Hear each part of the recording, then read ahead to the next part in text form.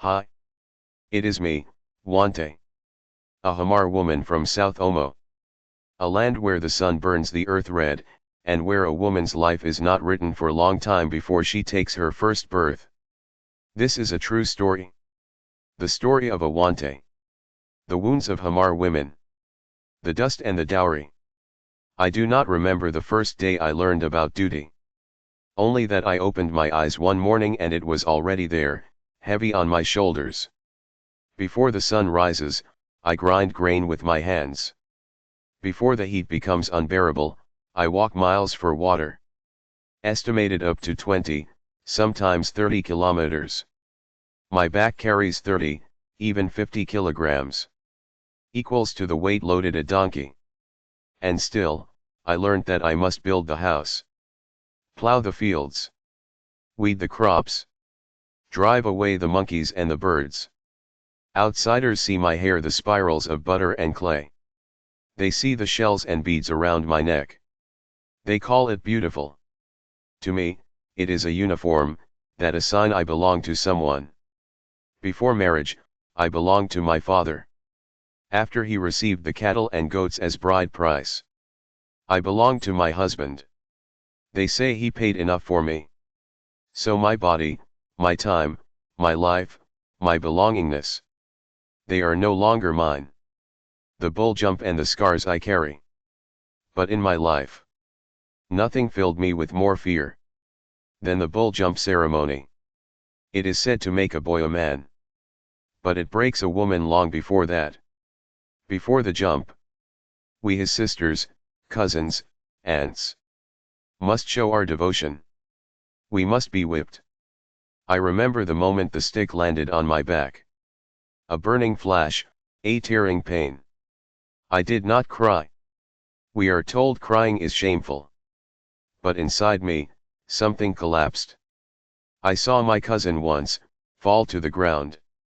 Her breast torn open by the whip. No treatment. No medicine. Because they said, this is the culture set by males. Women must suffer. Today, the scars on my back are photographed by tourists. They smile. They admire. They say beautiful patterns. But these are not patterns. They are wounds. They are confessions carved into my skin. The children we could not save, the Shadow of Mingy. There is a word in Hammar that outsiders struggle to understand. Mingy. And abortion. It means a child who is cursed. If the child is born without the right rituals. If a mother gives birth outside marriage. If the teeth grow first from the upper jaw. That child is marked. Marked as cursed. I have seen babies taken from their mothers. I have seen tiny bodies carried to cliffs. I have heard the screams that follow. I watched my own sister forced into an abortion. The ritual took her life.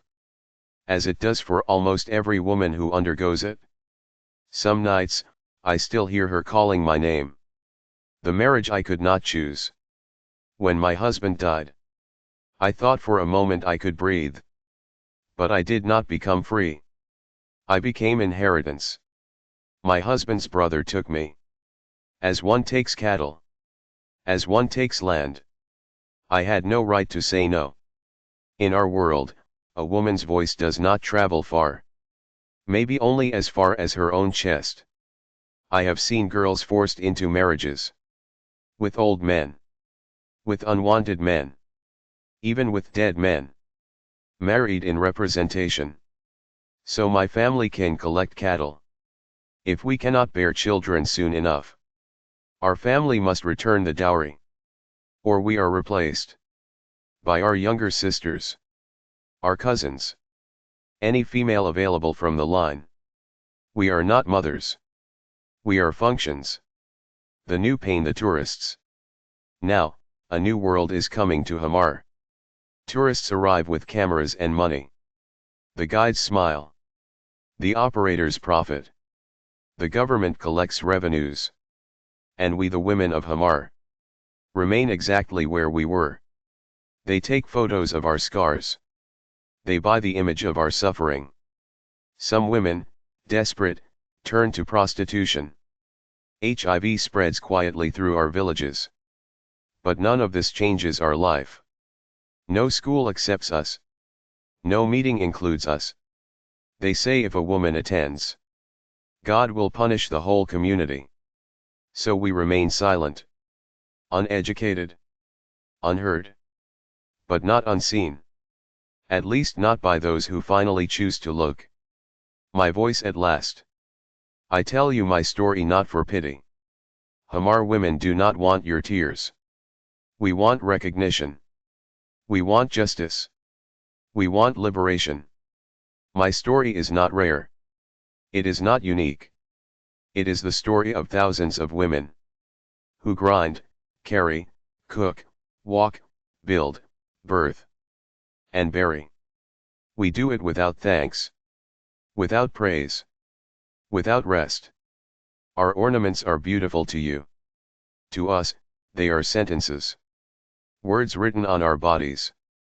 In a language of suffering. A tourist may call it tradition. A guide may call it culture. But I, the woman who bleeds, I call it destiny. And today, I finally speak. Because a nation cannot rise while its mothers kneel in the shadows. Because the wounds of Omo are wounds that belong to us all.